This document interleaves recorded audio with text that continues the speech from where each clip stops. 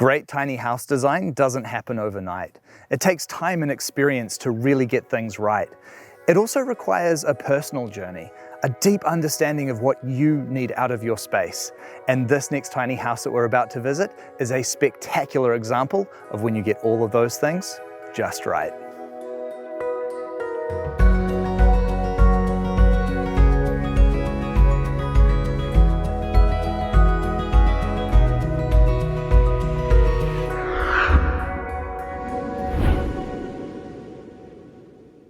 Hey Briony, it is so nice to see you. You too, thanks for coming. It is absolutely my pleasure, and all I can say is, wow, this is one incredible tiny home you've built yourself here. Yeah, it really is. I'm a bit happy about being here, yeah. Yeah, and you have had a tremendous journey to get here, haven't you? Yeah, it's been a challenging decade, coming from where I've been through divorce and financial instability and not having $5 in my bank account, and not being able to get my kids to school and living in off-grid with generators and things, compared to now, like the beachside, the dream tiny house I thought I would never be able to do in a million years.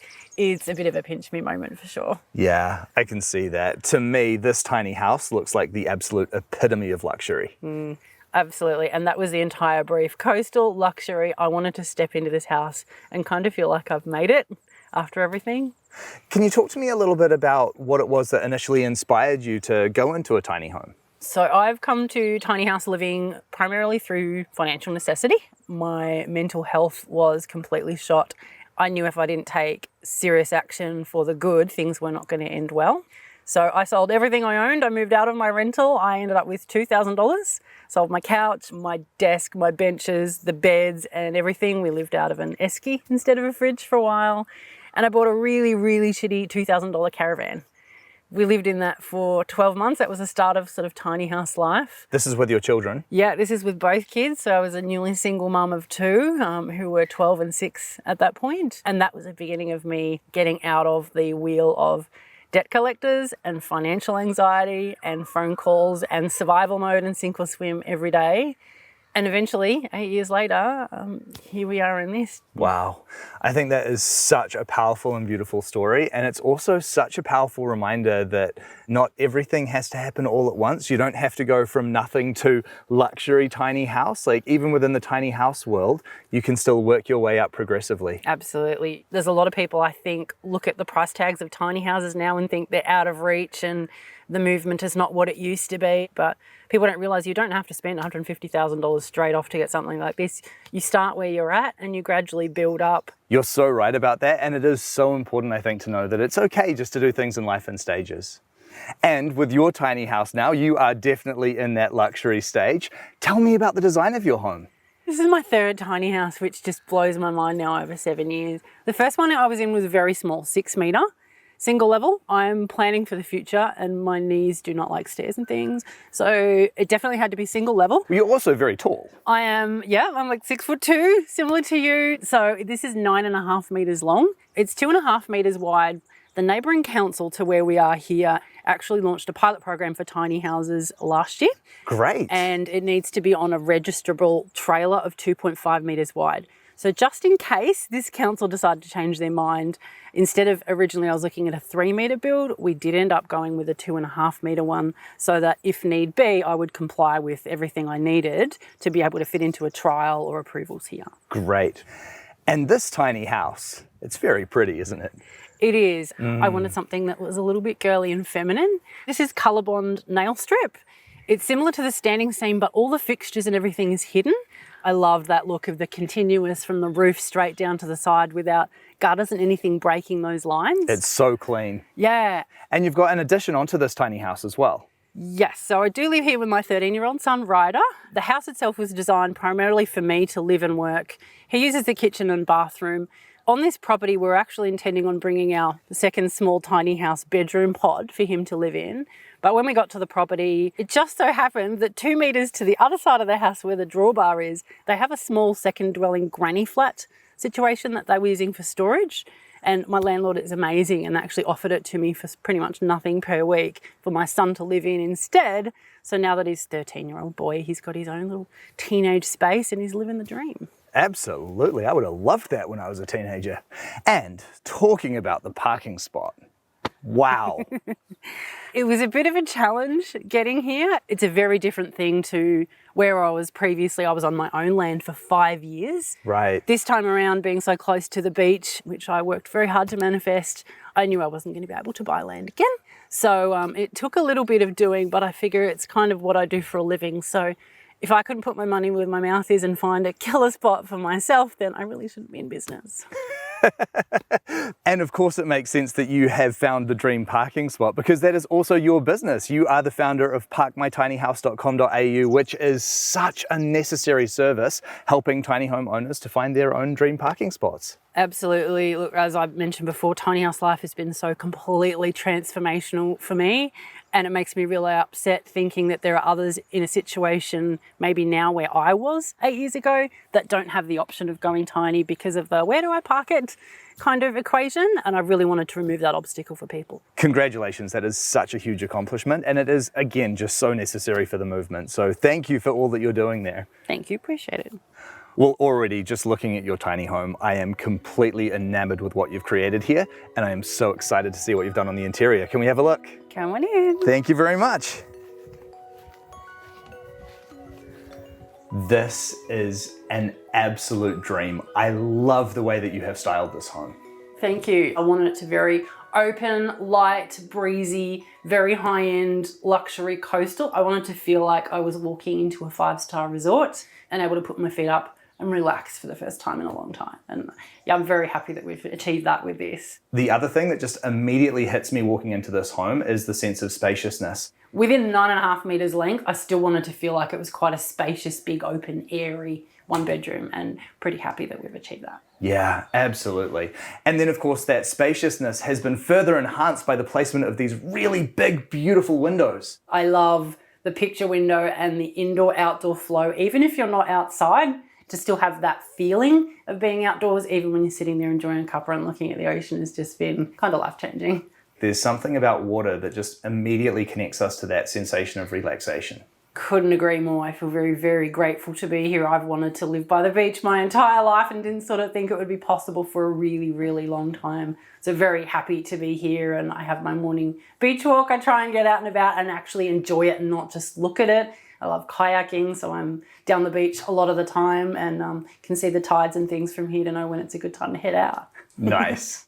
And your lounge, I really love this space. Again, just entirely focused around that picture window, but it also just looks like such a nice space to sit back, put your feet up and relax. Funny story is I've actually been here for nearly 7 months now, since April. I only just bought this couch last week knowing you guys were coming. What was there before? Nothing. What? Nothing. I had a little small tub chair that I would twist around and put my feet up so I could have my morning coffee looking at the ocean. But I have not had a proper couch in any house that I've lived in 7 or 8 years. I use that to actually remind myself that I should sit and lounge and take time out. Well, I'm very glad that you have that now, because it is an essential addition. And it looks like you've got another unit over there with a bit of storage in it. Yeah, I actually had them build this at the same time as the house as part of the whole deal. I wanted somewhere that we could come in, sit down, take the shoes off, throw and hide all the bits and pieces so they're not in the pretty bedroom closet. And it's a good place for extra storage. And then your kitchen. This is palatial.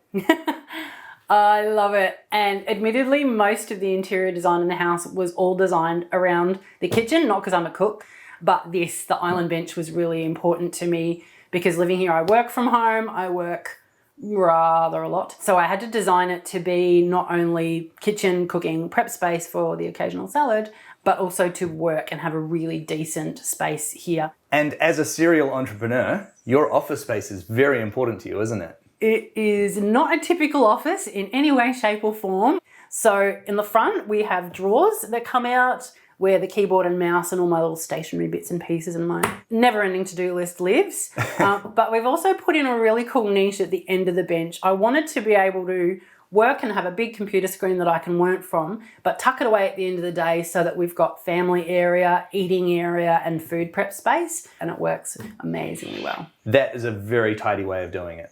And beautifully lit as well. I really like your lighting features here. Thank you. I looked for a long time to find just the right thing. I love this. The detail on these, there's a gypsum pendant, so you've got to touch them with gloves there. They're a little bit bougie, but I like that the pattern on these match the backing that's on the island bench under here and the same paneling that's in the bathroom. Again, it was all about the really high-end luxury looking coastal resort vibes for sure. Yeah, you have definitely nailed that in this space. And tell me about the functional elements in your kitchen. I don't cook a lot, so I only have the 2-burner cooktop. I have the microwave for bits and pieces. The back section here was really designed around my coffee machine because we're in Melbourne. We are coffee snobs here. So the entire backing here was designed about having the coffee machine pride of place and be able to access that really easily and everything. I don't have an oven, but I don't use an oven and that kind of thing. So that was an intentional choice with the space that I had so that I can have the integrated dishwasher in the back. Perfect. And a nice amount of storage in here too? It was actually really important to me to have a reasonable amount of storage, obviously, because it's a tiny house. But in my first tiny house, the 6-metre one, I had one little cupboard this wide as my pantry for my stuff. And things were constantly falling out and it was a constant sore point. Yeah. So in this house, we've got the overheads, we've got the down low bits, like there's just on both sides, I crammed in as much as I humanly could. Yeah. Having been through a few iterations now of tiny house living, you've really had that opportunity to learn about how you interact with your space and what works for you and what doesn't. So it's really interesting to see the way that you've taken those lessons into your new home. Absolutely. I've used that experience as the basis for fixing all those little things and creating a 2.0 version in the house that we now have. Yeah. Well, this is all just so beautifully done. I'm very excited to see what you've done in the bedroom. Can we check that out? Come on through. Oh, wow, this is really unusual. I have never seen a design like this before. The way that you've got the shower exposed to the bedroom is just such an interesting design choice. I was definitely going for 5-star hotel vibes, and I've seen it done in a couple of hotels. It's probably very different, not something you have in a lot of houses, but knowing that it's just me primarily living in here and privacy on a big acreage like this, not an issue. It's fully opened from between the shower and the water so that at nighttime I can actually shower with watching the flashing lights from the water boys out there and watching the cruise ships go past. Wow. It's pretty special. That is stunning. And I really love the way that it enhances the space as well. Again, it sort of adds that sense of spaciousness, being able to look into the next room. Yeah, absolutely. Yeah. I love the feature wall in here too. I wanted something more than just the white paneling, but we needed something quite shallow because we've actually chosen to make a feature of this because the bottom part of the mattress is recessed into the wall and depth was a major issue. We wanted to have space to walk around because it was a very intentional choice having the bed sideways rather than long way. The long ways just didn't feel right to me. But to make sure we had enough space to walk around the mattress adequately, we recessed the bottom bit, so we wanted to make a focal point out of this, and they absolutely nailed it. Yeah, brilliant. I think one of the big challenges with that 2.5 meter width is the orientation of the bed. But when you are able to orientate it this way, it's just so much more natural being able to take full advantage of that view. I just think this works really well. We found a way to make it work so that I get to go to sleep looking at the stars and the view, and the aurora was happening recently. I got to lie in bed looking at the aurora, which was just special. Magical. And another really interesting design decision here is you have kept all of the wardrobe exposed. It is behind glass, but it's obviously see-through. What was the thinking behind that? I love the look of it. I did see it in another display home, and as soon as I saw it with the LED strip lighting and everything, I went, wow, that looks really spectacular. Also, it helps me colour coordinate my clothes. And the ADHD in me had hoped that having it all on display would make me keep things a little bit neater. It works sometimes, and it's getting there, but I love the openness of it from a practicality point of view. Being able to see at a glance what you want, like before you open the fridge door, to pick outfits, it makes it easier to kind of coordinate things. And it just so happens that the colours I wear kind of match my house anyway. So It works pretty well. With all your beautiful clothes on display, I think it does add this pop of colour and extra vibrance to the room. So I do like that. I may or may not have cleaned before you came here, but yeah, it looks like this normally. It's fine. You would not be the first person. And can we check out the bathroom next? Let's go. All right. Again, the design in here is exquisite. It's simply done and beautifully executed. Bathroom was really not a compromise for me. Obviously my workspace is really important, but I am a long, hot shower girly. Do all my meditation and all my best business brainstorming and thinking at night in here. And I've seen too many tiny houses with these cramped little bathrooms because people go, you only spend 10 minutes in there. But I actually wanted a space that was comfortable enough with my height that I could do everything I needed to do and not feel like I was cramped, and just wanted to get out as quickly as possible. I wanted to enjoy it more, like a spa resort kind of vibe. I'm totally with you on that one. Shower is actually where I do all of my thinking as well. I'll actually steam up the glass and I'll like draw design ideas and everything. So a long shower is important for me as well. But I see you haven't actually put up any glass or a screen of any sort yet. Well, kind of an embarrassing admission. I've been here 7 months and I think I have so much decision fatigue from everything else that's happened this year in the starting parts of the house. I've put it in the too hard basket for a really long time. And I think now that I'm living in it and I love it so much, I have such high expectations of all the finishes that I don't want to make the wrong choice. So I've kind of procrastinated my way into what to put in there. So open to suggestions. As long as it's not a shower curtain. There is, in my opinion, a special place in hell for whoever invented shower curtains. 100%. But yeah, no, I totally understand that. I really do. I think, especially with a build project, the sheer quantity of decisions that you have to make, it does get overwhelming. So believe me, I understand that. And as long as it works for now, there's no hurry, right? Yeah, 100%. All the copperware in here is stunning as well. I actually did choose these really intentionally. I see a lot of tiny houses with sort of brass seems to be like the thing of the moment, and I don't like doing anything the same as anyone else does. I love the richness and the warmth of the colour. Like, I think a lot of people equate copper fittings with like old school, with sort of that green aged patina. And the new modern ones don't have that. They have a coating on them that stops them from getting build up, and it just looks like that forever. And I actually love the warmth and the richness in the colour. Yeah. And the basin. That is such a beautiful feature, isn't it?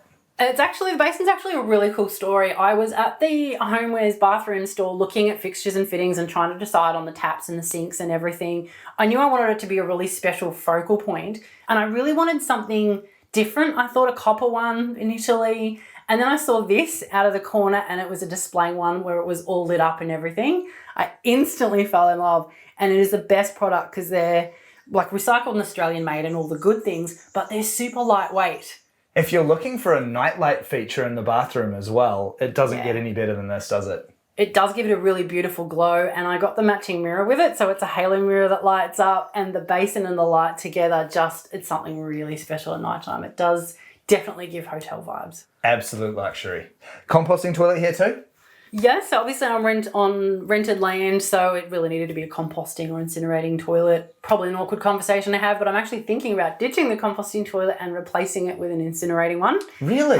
Because it's less day to day. I'm grid connected and I have power and gas and water and everything here. So for me now, it actually makes more sense to have maybe a gas incinerating toilet that still does what it needs to do, but there's less maintenance. Just sort of takes one more little part out of the equation of potential challenges.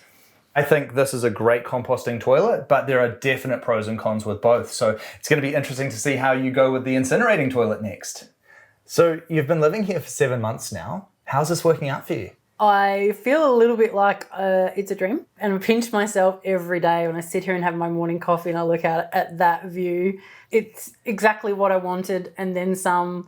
I love the lifestyle of it. Work flows really well here. It's just conducive to living instead of being in survival mode all the time like I was before. I feel like in this house I am calm and safe and held and all the things, and I just feel like I'm living and thriving again. This is such a beautiful tiny home, and I can see that so much of the design decisions has come from your prior experience. Is there anything, even at this stage of your design, that you would now change given the chance? In terms of the design itself, honestly, no. The builder was amazing. The quality is amazing. It flows so well and it functions so well for everything I need it to do. I think like anything, once you've lived in a house for a little while, you see tiny little things you want to change, but for me, it'll just be like adding a little shelf above a window for some more plants or a little footstool here and tiny things like that. And a deck, of course, because you can't have a tiny house without a deck because it doubles your floor space. It's quite ironic. I think there's a bit of a perception, a misconception even amongst the public that living tiny amounts to some level of uncertainty. I've found living myself now for this long, both on my own land and rented land, there's actually more security living this way than there was when I was renting a traditional home. Like I moved 5 times in 18 months because one landlord wanted to sell up, one wanted their adult son to move in, whereas where I am now, particularly in a land rental situation, you have a one-on-one relationship with your landlord. You work in with them to take the bins out and you let each other know when things are going on in the local neighbourhood.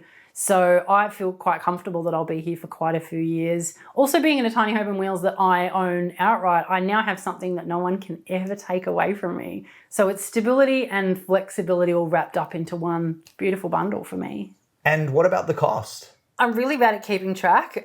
We added lots of extra bits and pieces in through the build with some extra high-level finishes and the flooring, but I think in total it came around about $150. Great result. And I want to sort of reflect on what you said before as well, because I think it's so true. And it's quite a sad aspect of the tiny house community now that people see these kind of luxury model tiny homes and they get a little bit of sticker shock at a price tag like $150. But it is so important to sort of hark back to what you were saying before, that not everything has to be done at once. You can sort of work your way up to where you've got to. And that's just such an important thing to remember in all of this, that, you know, it's kind of sad in some ways that tiny homes even now are being looked at as aspirational. But it really is so achievable to get here where you've got, isn't it? I don't think it's a bad thing that they're aspirational. There's, like, as we know, there are so many different reasons people come to tiny house life. But it's more about the flexibility for me of using the tiny house as a tool to embrace whatever aspect of life you're looking forward to, whether it's being able to work less because your overheads are so much less. Regardless of the reasons that some people go into it, they're a tool for whatever it is that you actually want to achieve that's important to you. Yeah. Maybe I used the wrong word when I said aspirational. I think what I really meant was unobtainable. Yeah, absolutely. Some people are more than happy to live in a really rustic, beautiful, simple lifestyle, like the Australian version of homesteading and being self-sufficient, and that's more than enough for so many people. So not everyone will aspire to something like this, and that's totally fine too. Yeah. And the previous iterations of your tiny homes were also instrumental in your journey into getting here as well, because it really taught you so much about what was important to you. Yeah, learning how I actually enjoy living and what works for me, for sure. Yeah. This tiny home, it's been a big part of your journey, but it's also been your children's journey. Can you talk to me about their relationship with the tiny house? It's interesting. When I ask, Ryder's 13 now, and when I ask him what he thinks about living in a tiny house, like most teenagers, I just get, he doesn't really give it much thought. And it's so normal for him because he was, I think, 5 or 6 maybe, when we moved into a tiny house the first time.